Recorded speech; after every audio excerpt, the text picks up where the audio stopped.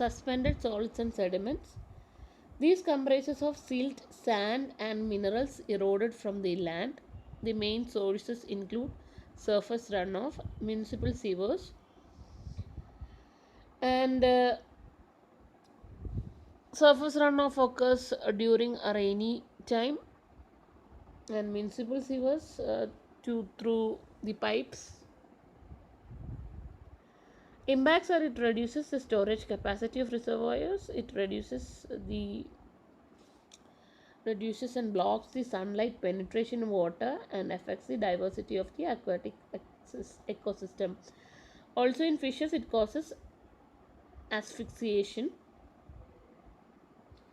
that is mainly these suspended solids and sediments, they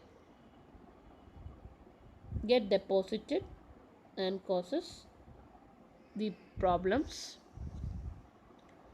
Now the inorganic pollutants, the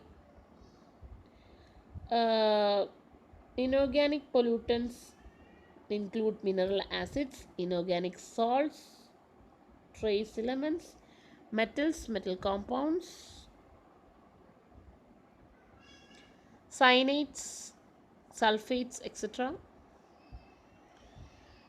The impact is accumulation of heavy metals may have definitely affect the aquatic flora and fauna. Algal growth due to nitrogen and phosphorus can be observed. Then metals in high concentration can be toxic. Next is the thermal pollution.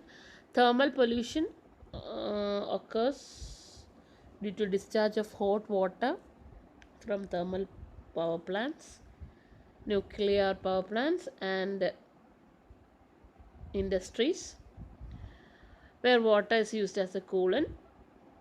Its impact is that it reduces the DO content of the water, rapid decrease of DO, and thermal stratification in the water body. So, DO content gets reduced, it will automatically lead to eutrophication and also to a dead pool system.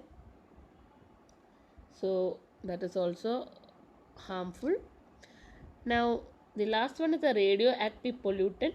Radioactive pollutants are the sources from the mining and processing of ores used in research, agriculture, medical, and industrial activities.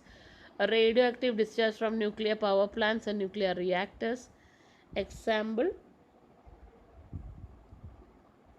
are given: plutonium, cesium, strontium, uranium, etc. The impacts is these isotopes are toxic to the life forms. They accumulate in the bones, teeth, and cause serious disorders. Then the safe concentration of radioactive pollutant is 1 in 10 raised to minus 7 microcuries per ml. So that is all about the major pollutants in water.